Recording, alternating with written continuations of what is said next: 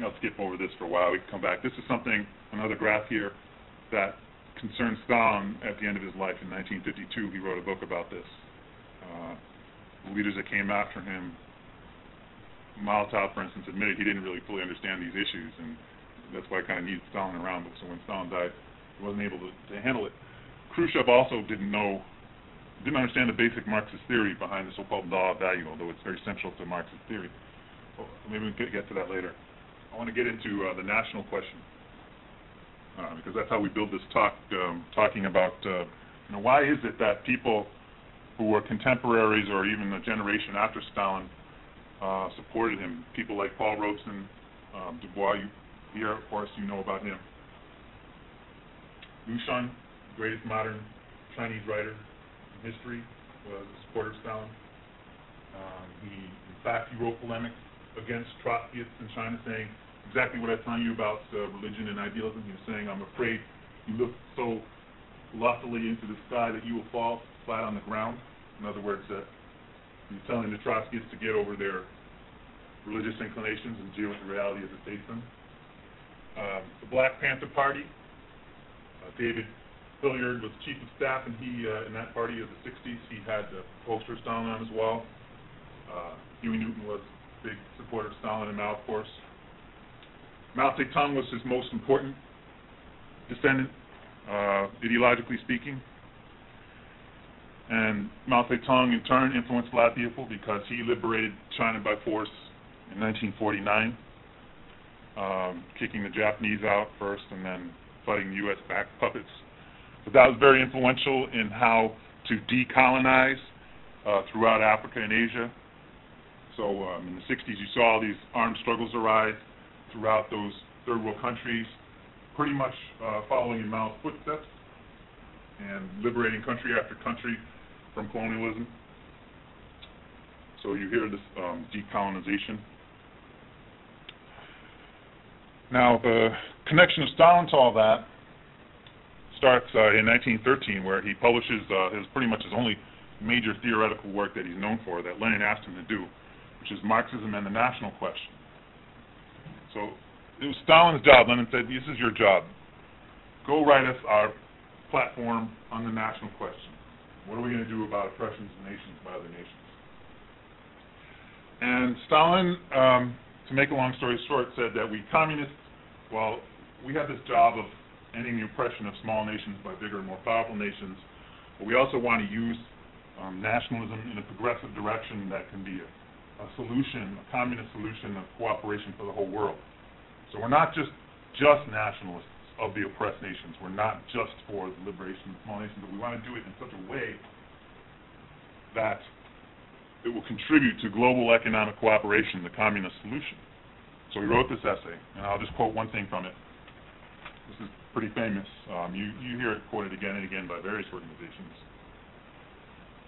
A nation is a historically constituted, stable community of people formed on the basis of a common language, territory, economic life, and psychological makeup manifested in a common culture.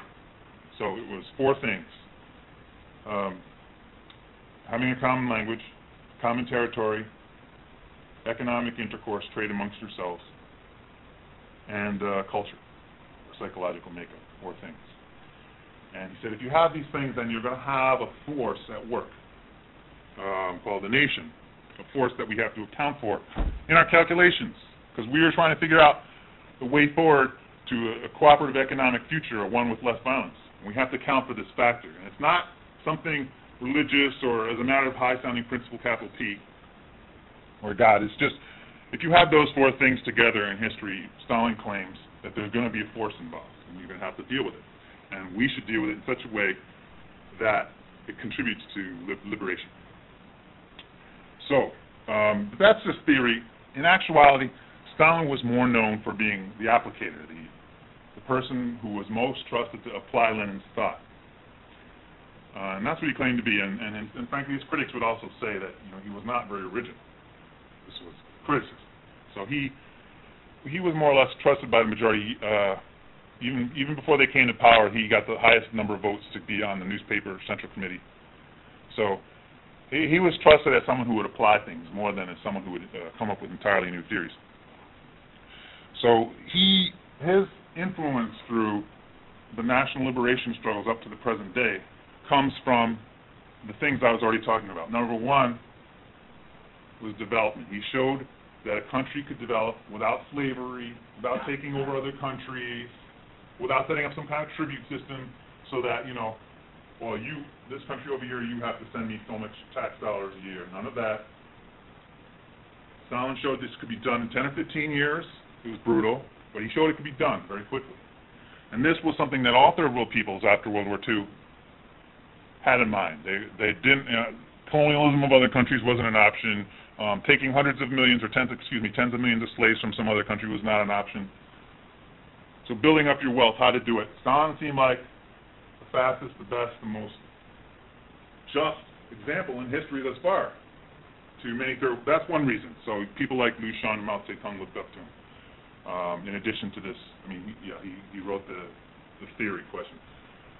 Another reason I also touched on already is that because he shared a lot in common with Mao, and he was actively involved as a practitioner of national liberation struggle. In fact, he turned the whole communist movement to the east, we say.